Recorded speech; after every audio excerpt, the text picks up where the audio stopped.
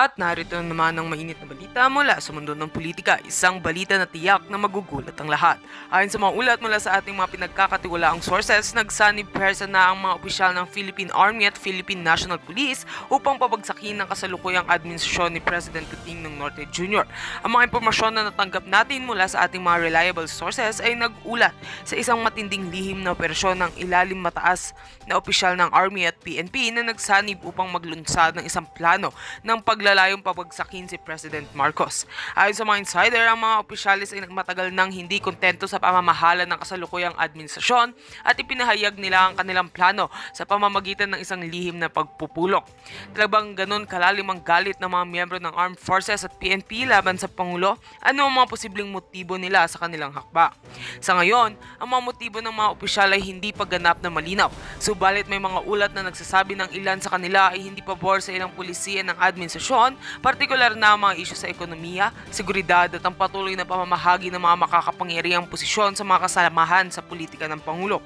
Ayon sa mga sources, may ilang kasapi ng military at police force ang nag-aalala sa kaligtasan ng bansa at tila magkakaroon ng pagdududa sa kakayahan ng Pangulo na pamunuan ang bansa sa kabila ng mga patuloy na isyu ng korupsyon at kakulangan sa transparency.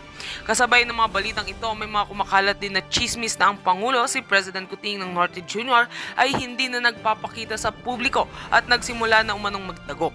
Ayon sa ilang mga informante, hindi pa matukoy kung siya ay nasa bansa pa o kung ito ay isang estratehiya upang makaiwas sa posibleng banta sa kanyang buhay. Habang tumataas ang tensyon, wala pang opisyal na pahayag mula sa Malacanang upang linawin ang kanyang kalagayan. Sa kabila ng mga ulat na ito, patuloy ang ating monitoring sa mga susunod na kaganapan. Kung totoo man ang mga pahayag na nagsanib puwersa sa mga opisyal ng Army at PNP laban sa Pangulo, tiyak na malaki ang magiging epekto nito sa ating bansa. Habang wala pang formal na kumpirmasyon mula sa pamahalaan, marami ang nag-aabang sa mga susunod na hakbang ng administrasyon. Ipagpatuloy ang pagsusubaybay sa aming balita para sa pinakahuling updates.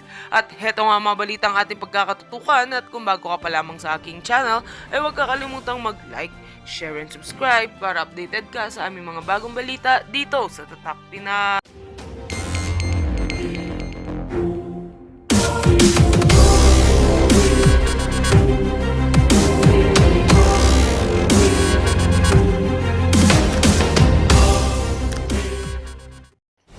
Na ang ating mga active na sundalo, nilalabas nila ang kanilang mga sama ng loob, hinanakit, o yung totoong informasyon na nalalaman nila tungkol sa ating bayan. Okay, ang ating mga active soldiers, hindi sila pwedeng magsalita.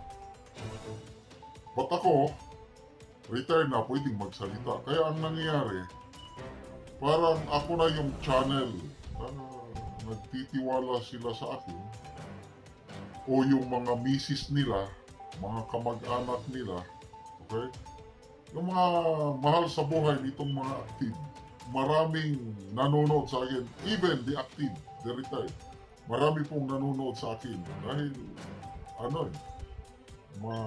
we belong to the same uniform. So, natutuwa naman ako at nalalaman ko yung kalagayan nila. Ito, i-share ko sa inyo. Doon hindi ko sasabihin ang pangalan.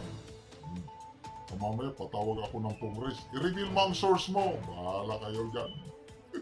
Basta ito, isang army colonel. Ito yung mga pinadala niya sa aking informasyon. Number 1, yung tungkol sa COVID ng Pangulo. Sabi niya, si Pangulo may COVID, hindi po yan totoo. O at least ako, na-confirm ko na dahil personal assessment ko, hindi talaga COVID ang dahilan bakit hindi siya nagpapakita. So may mga series of vlog na to dyan na baka may ibang dahilan. Baka may sakit. So ito, confirmed. From an army colonel in the active service, sabi niya, hindi totoo sir na may COVID ang Pangulo. Okay, hinihintay ko na magsabi siya ano ba talaga ang sakit. Ako naman, ayoko siyang pilitin kasi baka at least alam ko na, confirm ko na hindi COVID ang sakit na Pangulo. Kung ano yan, malalaman pa rin natin, mabubuking pa rin natin, kailan niloloko nila ang taong bayan. Yung sinasabi na COVID, kalukuhan yun. Kaya sinungaling itong Presidential Communications Office. Kayo dyan sa PECO, I hope makarating sa inyo ito. Mga sinungaling kayo. I'm sorry. Baka pwede nyo kung, I don't know, sinong magpatawag sa akin nito. Kongreso ba, Senado, whatever, kulong nyo ako. Bring it on! Basta, kalabisan na yan. Huwag niyong lukuhin ang publiko sa inyong pagsisinungaling. Hindi kami maniwala na COVID ang sakit ng Pangulo. Wala na ang COVID ngayon.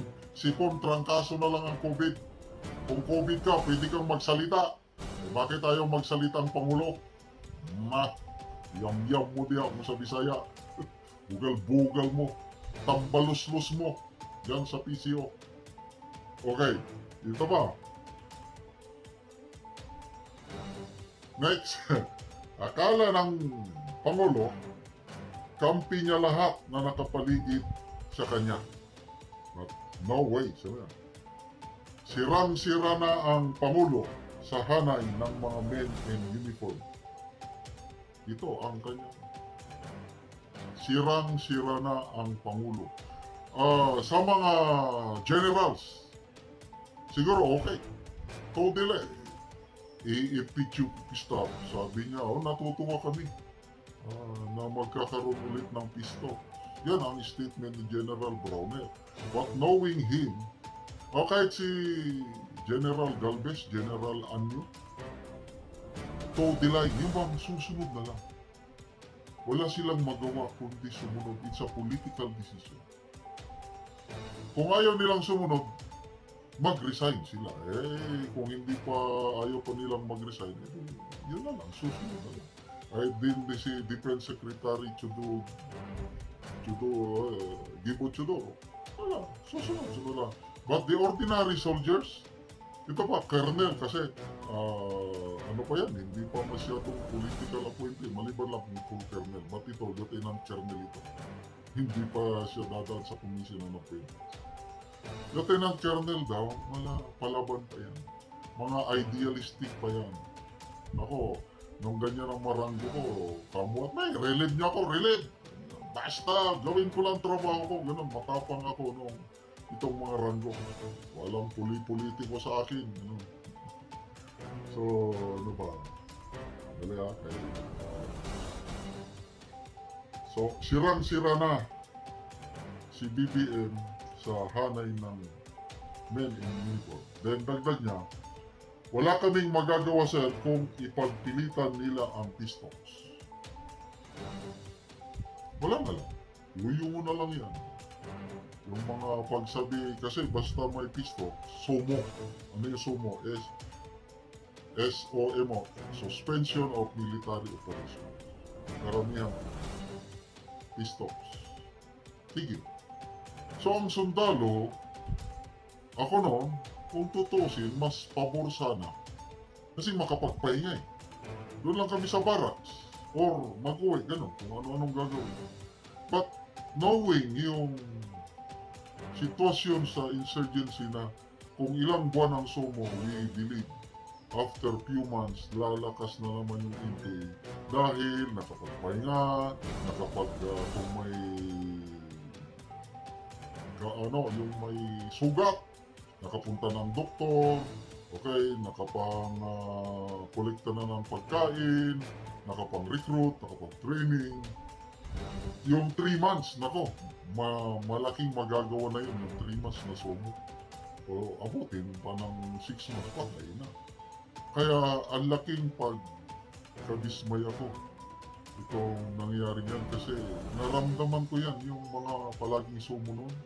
Nung na-stop ang pistols, operate kami ulit. Nako, ang mga kalaban naka-trensera o yung naka-establish na naman. Kaya kalukuhan talaga itong pistols at ang men in uniform, wala silang magagawa. Susunod na lang. Kailan ito ang ano? Sabi niya, sir, walang araw, we will step in. Yung right timing, gagalaw kami. Yan ang masama. Yan ang delikado. Sabi niya.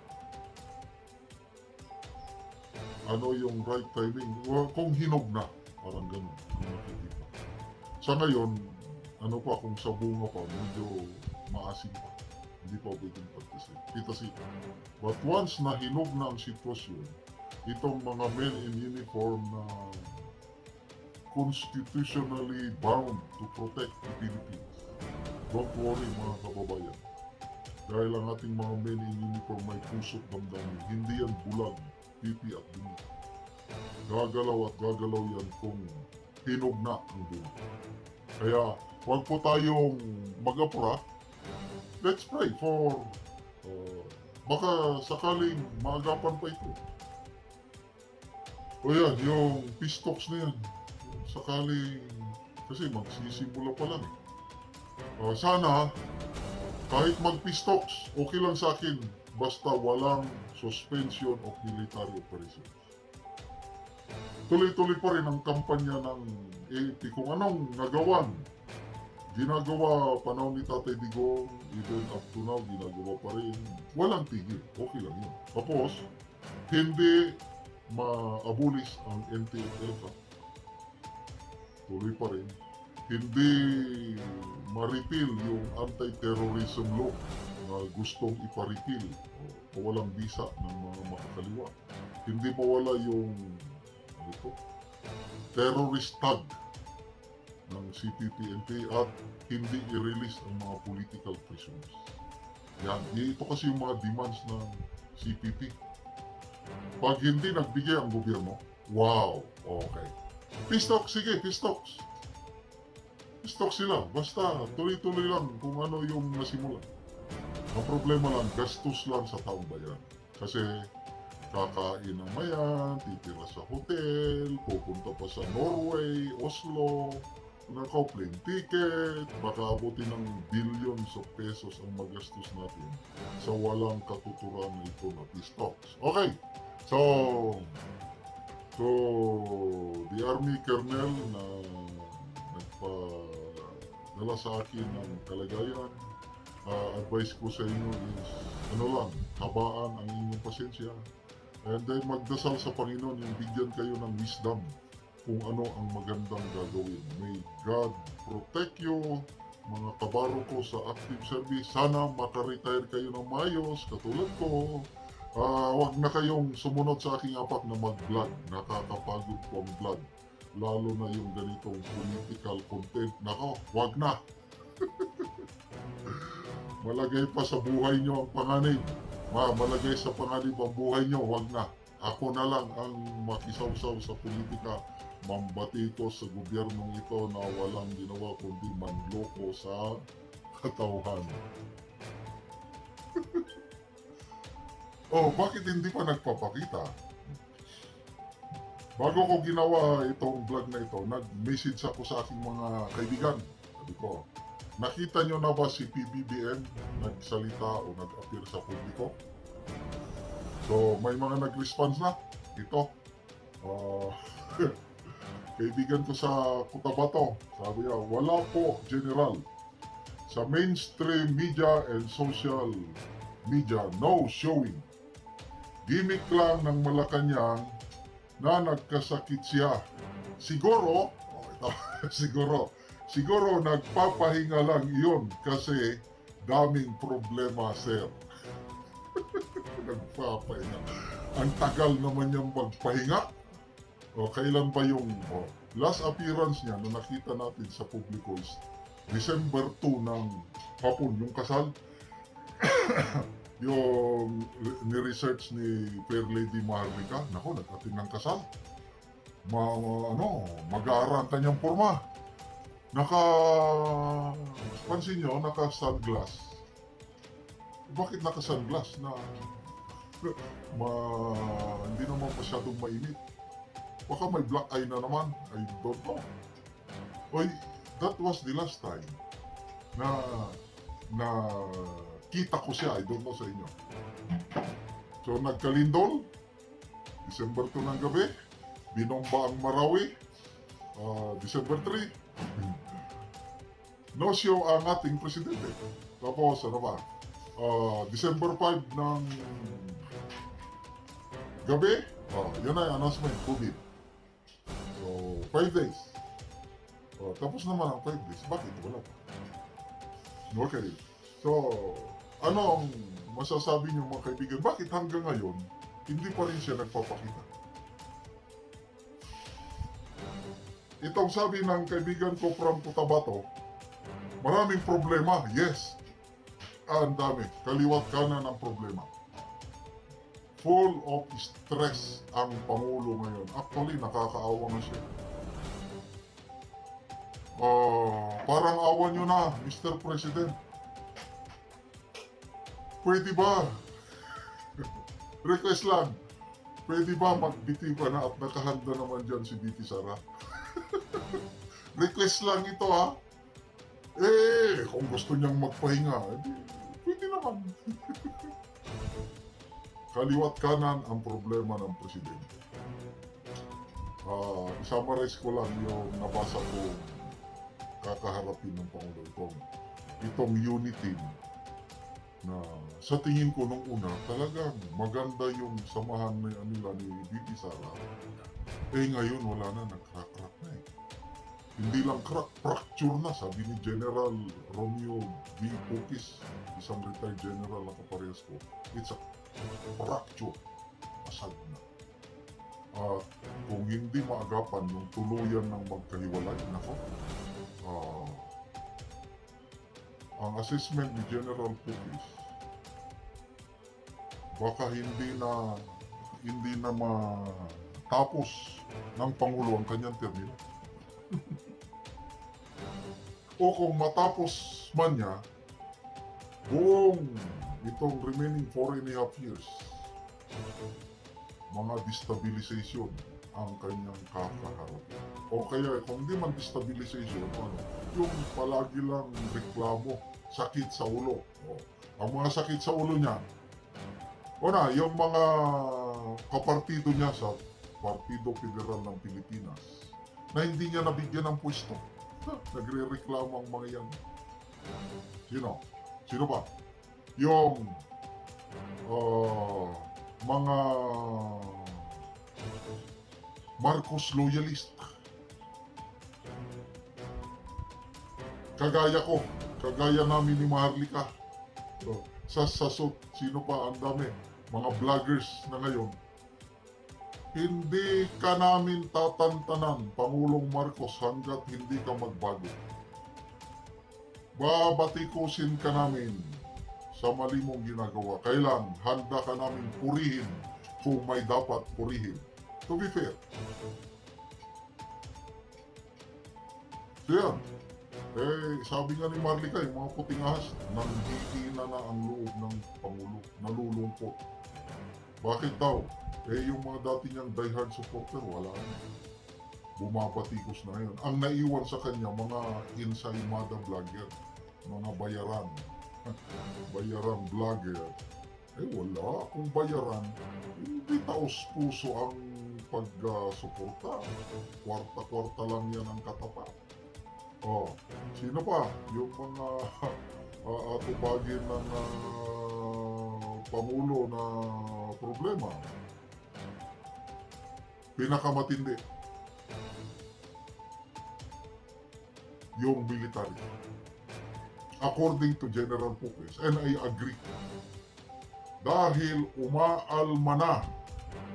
I hope may parating ito sa Pangulo.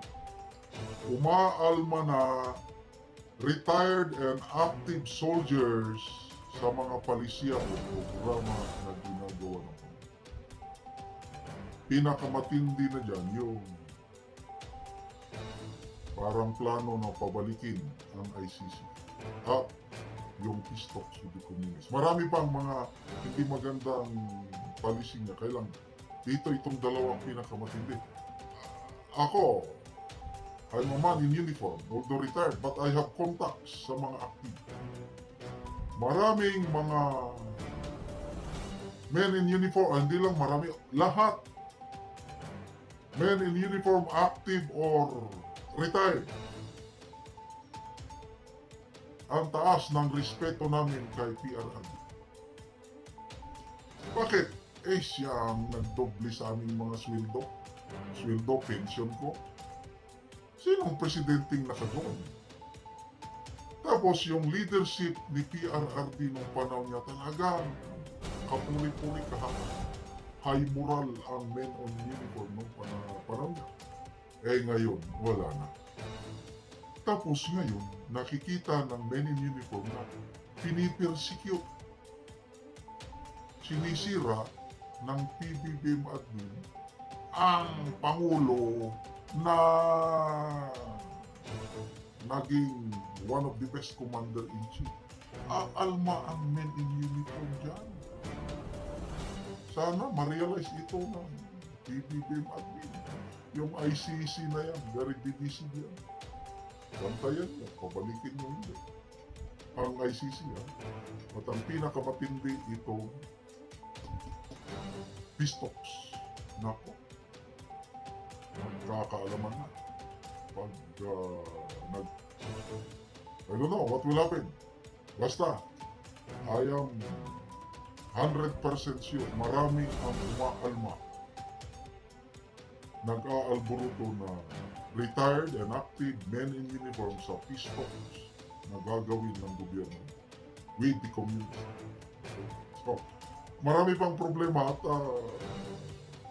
hindi naman rason yan. Dahil sa problema, magpapahinga. Ano sa tingin nyo ang rason bakit hindi pa siya nagpapakita? To me, akin lang ito, may matinding karamdaman. Sinasabi lang na COVID, but analysis ko, may mas patindi ba yan? Kaya lang, ayaw lang nilang sabihin. So, ano talaga ang tunay na karamdaman? Kasi once na i-announce nila na ganito, sample, kidney problem kasi lupus. Ang sakit ng Pangulong Marcos Sr. no, may lupus daw. Baka naman. Eh kung i-announce nila yung totoo, ay nako, lalo maapektuhan pati ang ating political situation kung sabihin yung totoong talaga. Kaya ngayon, pilit nilang itinatago ang tunay na kalagayan ng Pangulo. But that's wrong.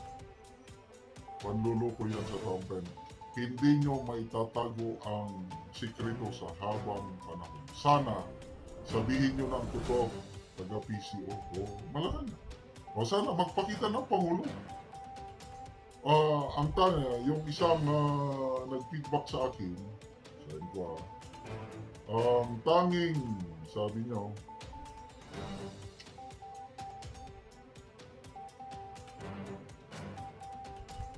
ang